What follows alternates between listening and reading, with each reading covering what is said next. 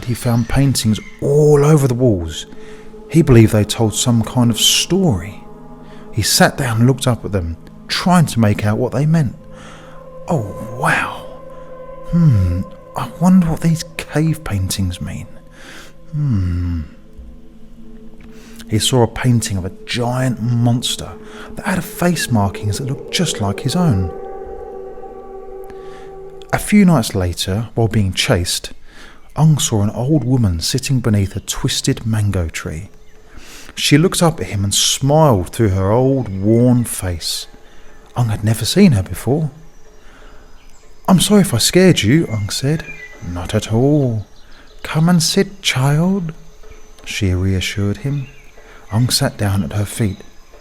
"They hunt me and I feel scared.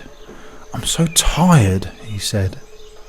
"The mountain does not bend for the wind when it howls," she said as she reached up and picked a mango from the tree above and handed it to him. "They fear what they do not understand," she said. "He was born into the wrong tribe. You are powerful, dear child. Wow, so one day I'll be bigger than them." "You are tired, dear child. Lay your head down now and sleep. When you wake, you will remember you have a volcano inside you. All that pain, and volcanoes must do what they do.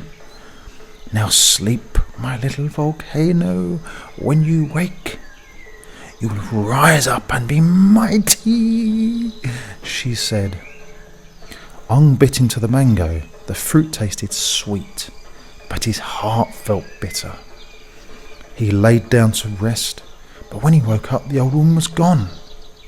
He climbed up the tree and looked up into the stars.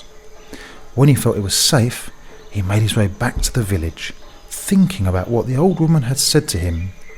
He wondered what she meant. Boom, boom, boom.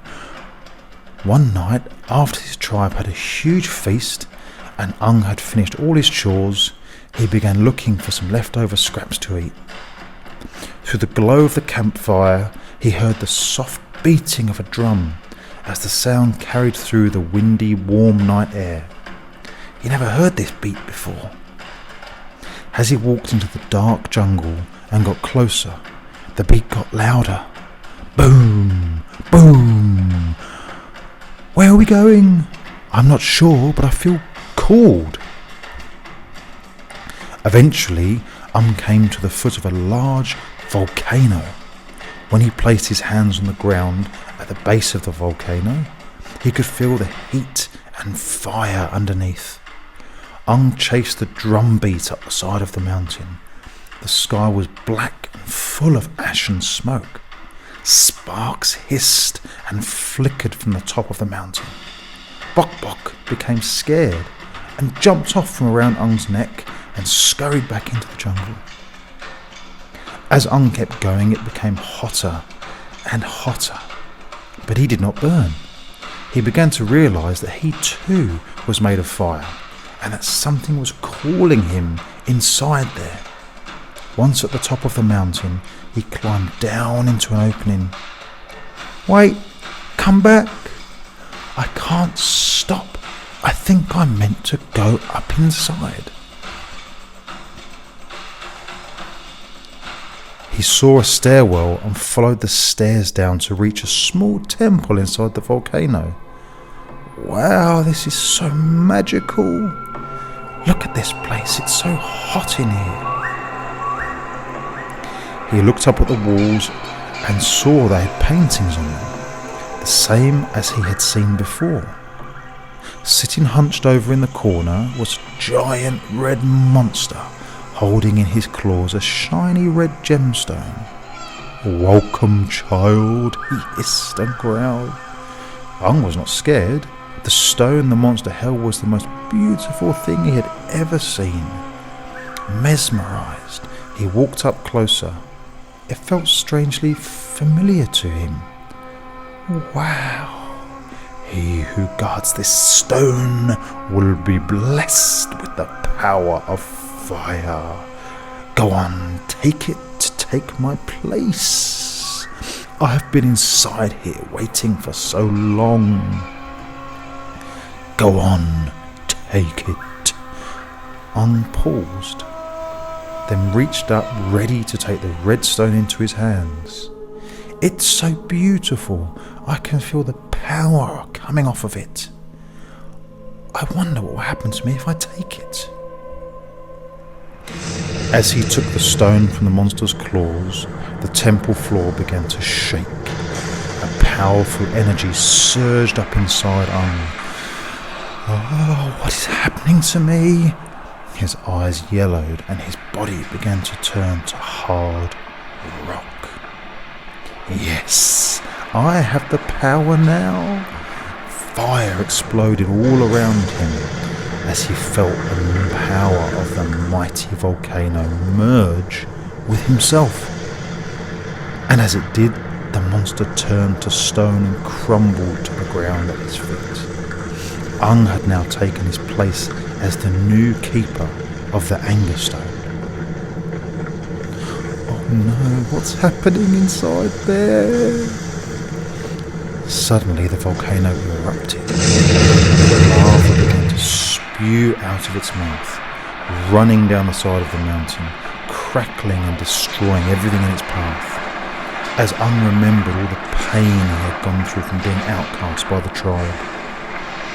Stay under here! Animals ran and burrowed, trying to hide. Birds flew, but nothing could escape the rage of the volcano. The rage and power of Ung. Cries of fear and sorrow swept across the jungle until the jungle was no more. As time passed, many suns and moons came and went, and the jungle outside began to move on without him. As weeks became years, Ung became known as the scary volcano monster. He began to miss his little friend Bok Bok, for he knew she could not live inside the volcano with him. His anger had consumed him, and the volcano had become his home, keeping Ung safe from everything. Everything but himself. He was the guardian of the volcano, and of all his painful memories, just like he guarded the red anger stone that had granted him his power. Over the years, lava poured out of the volcano's mouth, until one day, there was just no more to give. Ung had begun to calm down, yet he remained changed on the outside. He had forgotten how long he had been in there. I'm lonely. I'm so tired of being down here. One day, Ung heard a voice singing in the distant breeze outside. He climbed up and looked down to see a young girl walking along the seashore. Her skin was blue. She had scales with large pink tentacles coming out of her back. Her hair was wild and made of seaweed. Ung felt the kindness in her voice. I can hear something. Who's out there? I could feel your pain from deep